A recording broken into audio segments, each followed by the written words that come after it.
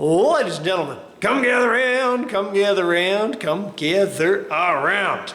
Today, among some other modifications, we're going to be motorizing the bead roller to give us forward and reverse and variable speed. And we can do it on the cheap, but not the way I'm going to go about it. Let's go! So bead roller motor kits exist. This particular one is $540 US from Woodward Fab, and that works out to about like $750, $800 Canadian by the time I get it here. Surely there's got to be cheaper ways. And there are cheaper ways, but I noticed the motor here and found this one on Amazon that pretty much looks the same. To make this operate, I'm also going to need a foot pedal. I don't want a single pedal, and then I need a switch to go back and forth, so I bought this 2-pedal contraption, and I should be able to make that work. My intention is to do this thing direct drive, so a couple Lovejoy connections from Princess Auto, and then I should be able to make this thing work. I'll disassemble the whole thing, and you can see I've done some reinforcements on the bead roller to stop the 2 legs or arms from flexing back and forth. No worries. I'm not going to cover that in this video, but some scrap angle iron that I've been hoarding for years, and drilling the right size hole, and trying to figure out how to make this thing work. And I'll be altering this and changing this to try and hold the motor exactly where I want it to be and mount everything up. Hopefully this will work. This should be cheap, I think. I'm having a case of, while I'm in there, so getting this set up, I might cut part of this little ledge back, and I might cut part of that back, because if I make this adjustable, I can fine-tune the beads without having to reset the Allen keys. Just sets this thing, slots the hole in here, like if I push this all the way through, that hole gets slotted, this wrench gets attached to it, and so you can loosen it enough to slide it through a slot and then lock it back up again. This thing just sits on here and is held down with a screw and a big washer. And initially I wasn't too keen on doing this right now, but I'm here, it's apart. I think I will. So let's make this bead alignment thing adjustable, and we'll see how that works. It's the while you're in there that always gets you into trouble, because you're here, it's apart, why not? So I thought of taking the whole thing off of my stand and cutting or slotting the hole, and then thought, how much of a difference is this really going to make? And I just cut it out. So it's just easy. I did slot the bracket that I have, then found the wrench is going to hit the top here. This little extension with the 3 holes holds my Allen keys for changing dies. Then I found I needed to make room for the wrench, and I cut a little bit off of this and milled it nice and flat, and then I came back and milled a bunch more and cut a bunch more and make it smooth so I don't cut my baby saw fingers on there, and then drill and thread the back of the bolt so I can put, I did a 1/4 inch by 20 Allen head cap screw in there. So that secures it. Attaching like so, stack of washers, whatever fits good. You may want to try a thinner washer and grinding the wrench to get the best clearance that you want. Whatever works for you. I have nice wrenches for working, and then I have junk wrenches that I take to the junkyard, and then I have my garden shed box of wrenches for working out there, and then I have my box of bucket of wrenches that I molest to do what I want them to do. I figured I need the motor bracket attached to the bracket, and then TIG welded together just because why not? It makes for a smaller bead and better for the motor to bolt into that. Do you need it TIG welded? No. You could stick weld it if you love that. You could MIG weld it. Doesn't matter. Whatever works, man. I probably would not use solder or hot glue. So TIG welded, stick it all together. Always fun. And then we should be able to see if this whole thingy will work. And I'll probably paint it to make it look sweet and sassy. And while I'm in there, instead of having this thing pulling at an angle, I think I'm going to drill a hole through here, thread it into this, and have this spring pull that up. The angled spring that you saw, and you can sort of see the threaded hole in the top there, was one I did a while ago, and it was okay. But I think holding it more vertical and closer to the frame will be a little less peculiar angularity in there. And another, while I'm in there, I might as well put grease fittings and make this a little more frictionless. I'm not a business. I don't make these. I don't use the bead roller for everything, so it's likely never going to wear out for as long as I live. But I'm here, and Zerk fittings are pretty cheap. So I threaded them all and fitted grease fittings, and I feel happier. The motor comes with its own speed controller and direction switch all in a box. So I used, I don't know what this is called. It's just a box for connections. And then down to the basement, I had a section of, whatever. It's like for 220, where you need 2 hots and a neutral in there. And I always keep wire. People steal wire, so it must be worth something. So I wired it all up, and in this thing, there's a switch somewhere where you can change direction, and I just altered through the foot pedal how to make this work. And then figured I'll thread some holes on here to hold that switch box. We'll paint it. This is Ford engine blue, apparently. Some paint that I ran out of and could not find the same exact color. I made a table a while ago. There's no magic there. It's just a table. And it's off. I'm painting it. All right, here's our switch. Take a look inside. Let's zoom in. So each foot pedal is its own switch. And at rest, these are connected, and these are connected, and these are disconnected. If I push on this pedal, it disconnects these and goes here and joins those two. Or if I step on this pedal, it disconnects these two and joins those two.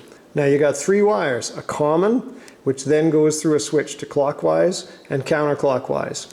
And what I don't want to have happen is have voltage go to both. I don't want to step on both pedals and try to go in forward and reverse at the same time, like a trans brake for your bead roller. I don't think that's going to go well. So I'm going to take the common and run the common to here. And then this guy is going to feed this, and this guy is going to feed this switch. So that when I have common here and I step on this pedal, it disconnects the common, but I still have this one. So common's going to go here to this and do counterclockwise. And then when I push on this one, it disconnects the common here. I get common through this side to feed this, and that goes on there. So, and when I step on both pedals at the same time, no common is going anywhere, so no voltage should run any motors. At least that's the plan. So we're going to see if we can make that work. Now, I like electrical wiring, and this all makes sense in my head. So if you're having a hard time following, leave a comment down below. Tell me all about it, and I probably won't read it. But I like wiring. I enjoy it. It's kind of fun. Making it work and making things happen. Woo! Good times. I did teach electronics for like 6 years, but I do like wiring and always have. That has continuity. That has continuity. When I'll lose continuity on that one. So what I want is this. No electricity to there. When I push this one, continuity. When I push this one, continuity. No continuity there. This runs that one.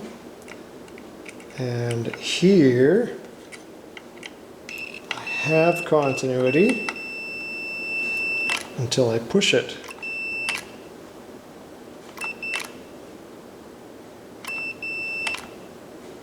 Now, is this going to be a problem?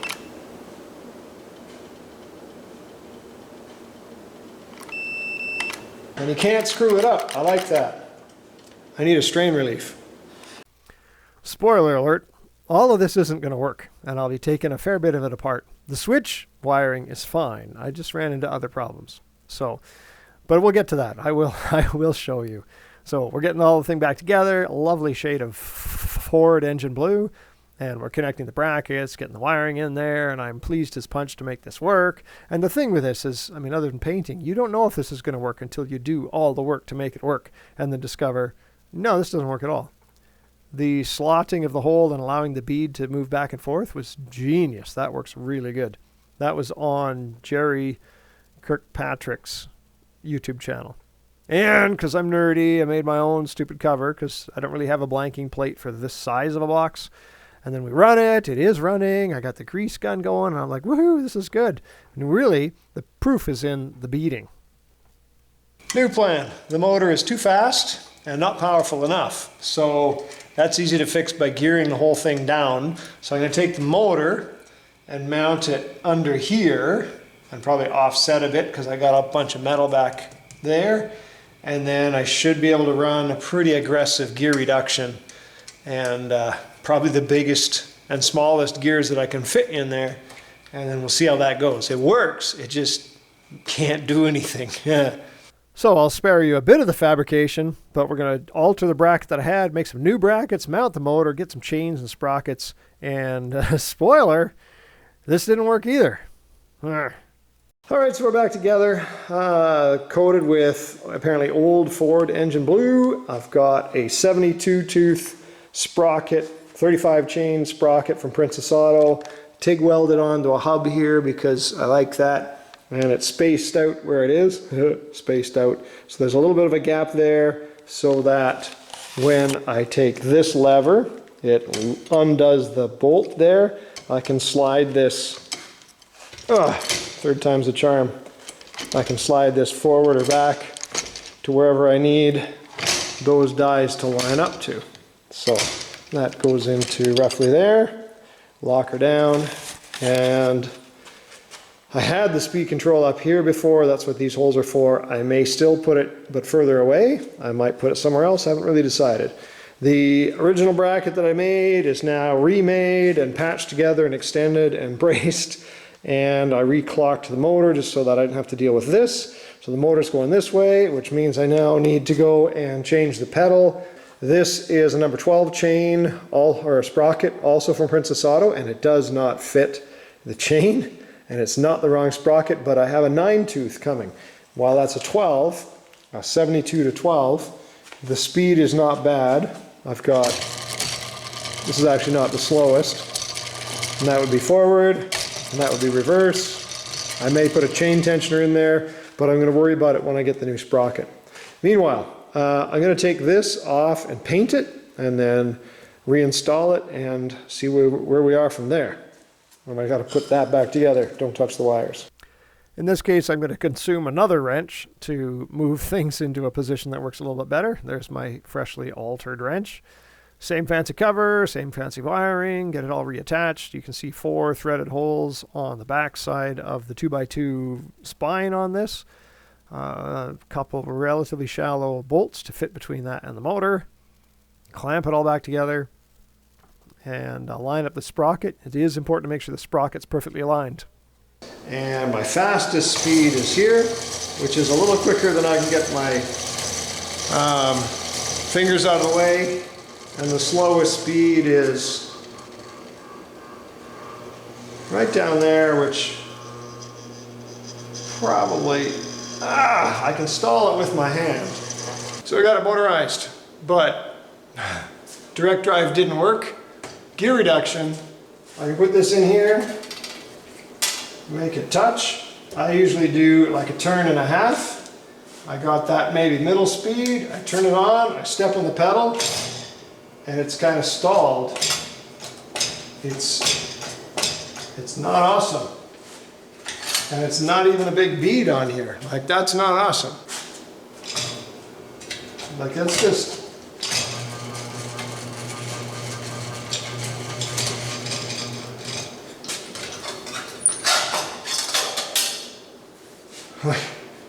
like I'm hardly getting a bead on here at all.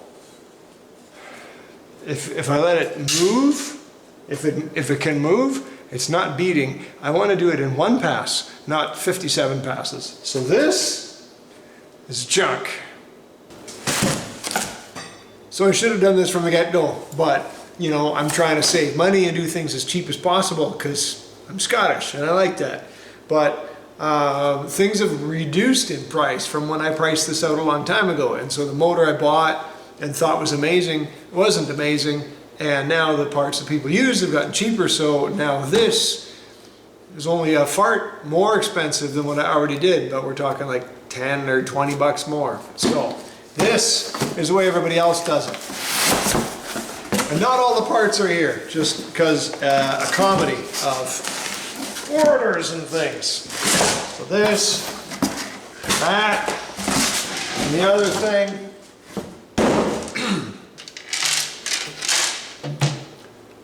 And there's one more part coming, but my website crashed while I was waiting for the part to be delivered at work, and it's like there's people depending on my free curriculum, like down below, like, share, subscribe, for mechanics and metal and drafting and math, and I like, so I frantically had to get that running. We're running. Now we're back on this. So here is how it should be. Box to hold everything. In here is, and I've already taken a peek, I know. This is the magic. I've seen YouTube videos of this, and this is the way to go. Buy yourself a freaking ATV winch and be done. That would be a good thumbnail picture. But this is what you want. And I'll leave a link for all the parts down below. You don't have to buy this one. They are likely all made from the same factory in China, and they just get somebody else's sticker on it. If you want this one, fine. If you buy a different one, I bet you $1 it'll work. So that, it's got a controller, which I am not going to use. I'm going to use the forward and backward reverse thing. It's got a sweet hook, which is cool, and one heck of a key fob tag, so that's going to be fun. It's still heavy. What else is in here? Oh my god. So the rollers for the winch, which I am not going to use, the hardware for the winch, which I might not use, the bracket for the winch, which I might not use, and instructions for the winch, which I might not use. So let's see about adapting this. Okay? First, we're going to take this apart.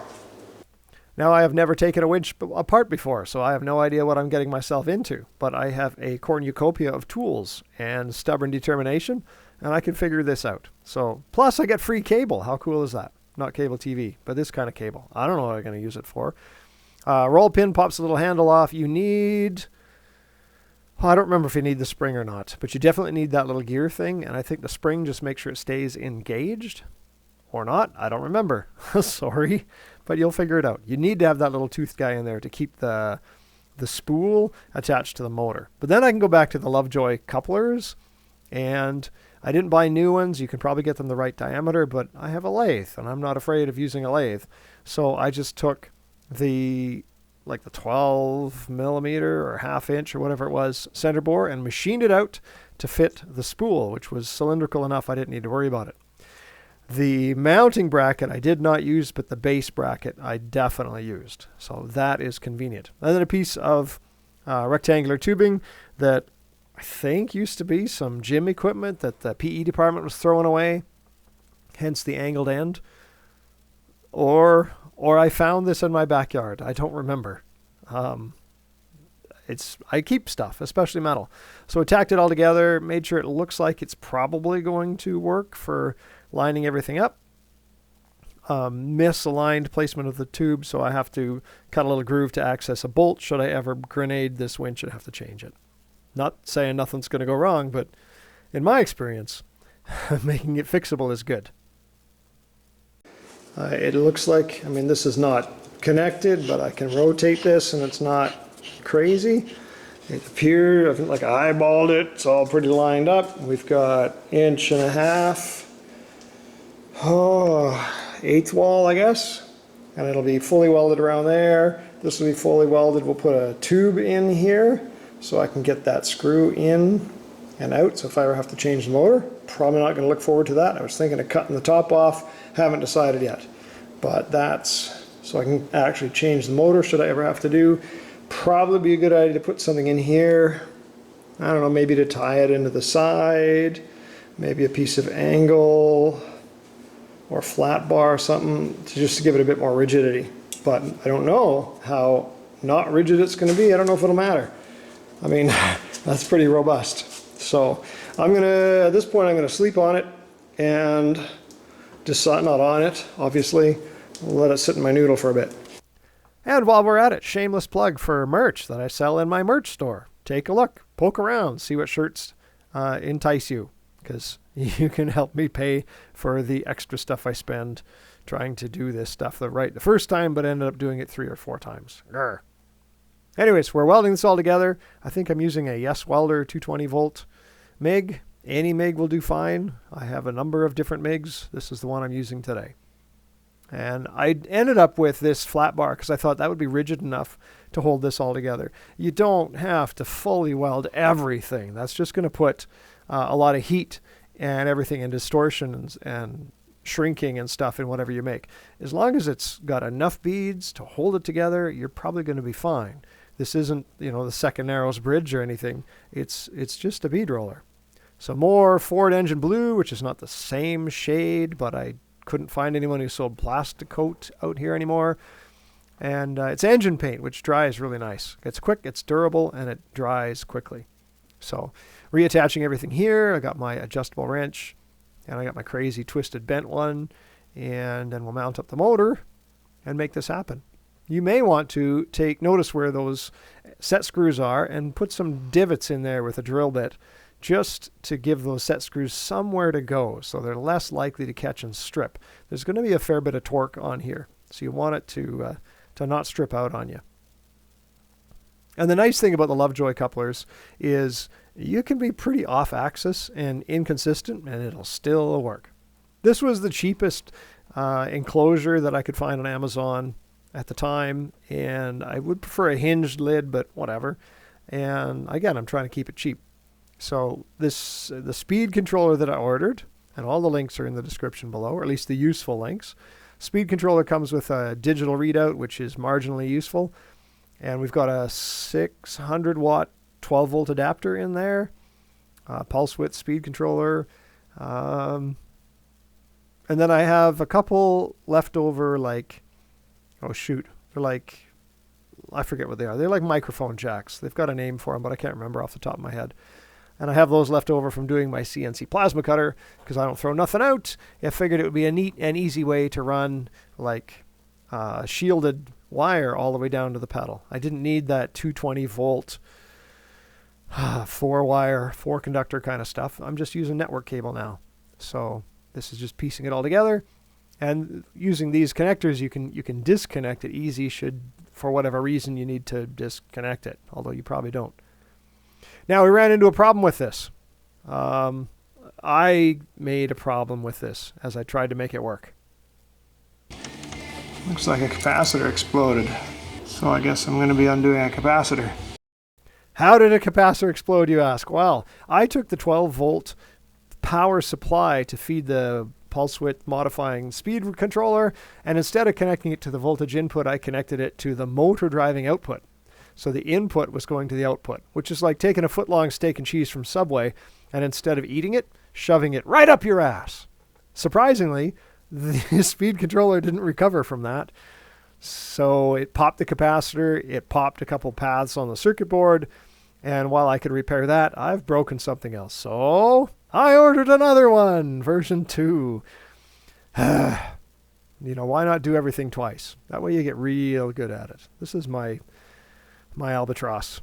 So we just disconnect all the connections, reconnect it to the new one, put it back in, and that, my dear fellows, worked smashingly. So it does work now, and I have a dead one just to gloat over.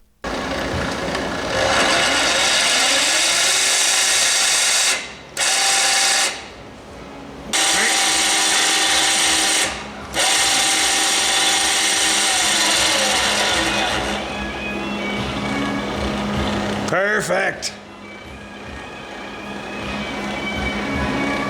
Now that second speed controller took almost a month to get in, and I was breathless with anticipation to, get this stupid thing done, because it was kicking my butt every step of the way.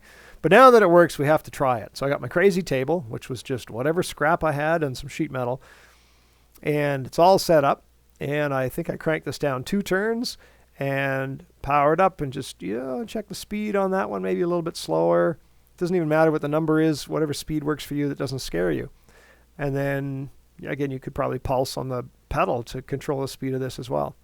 But this thing worked slick. It's so much better than trying to grab the hand wheel, especially if I'm doing another floor for a tea bucket or something. That's a little hard to deal with one hand and no table.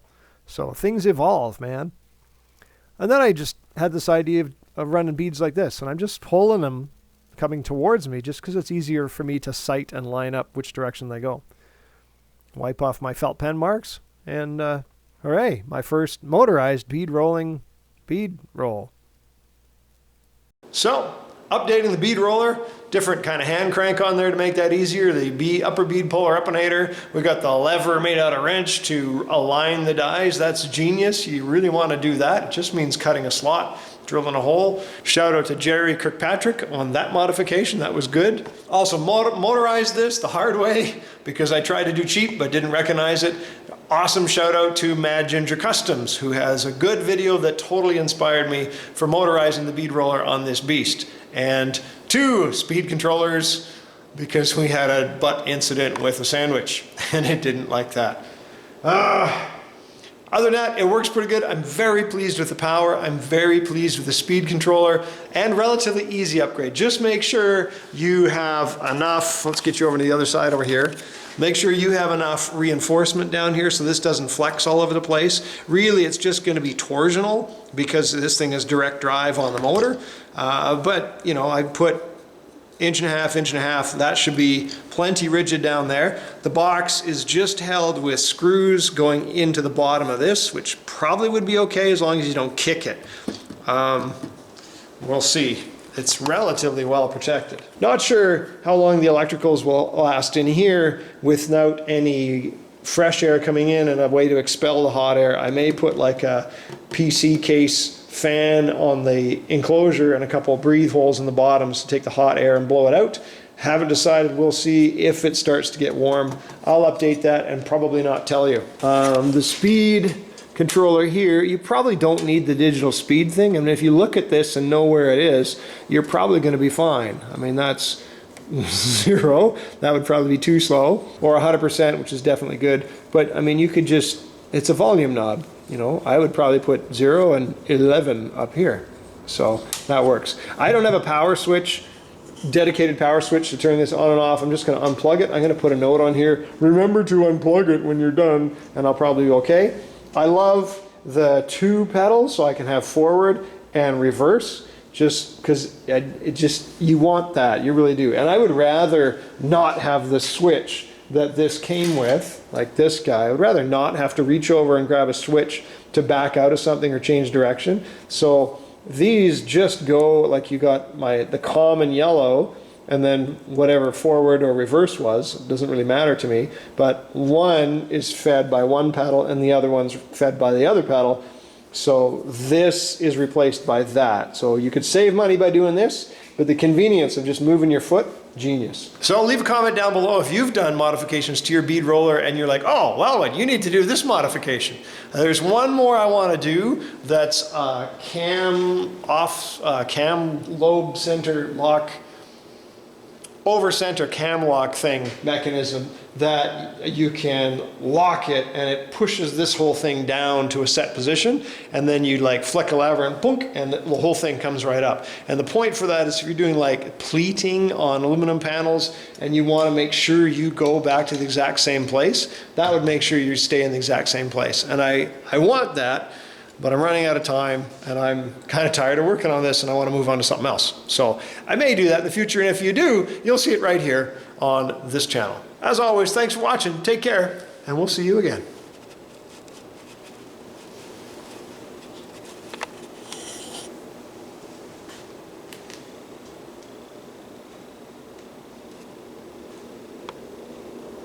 Ow!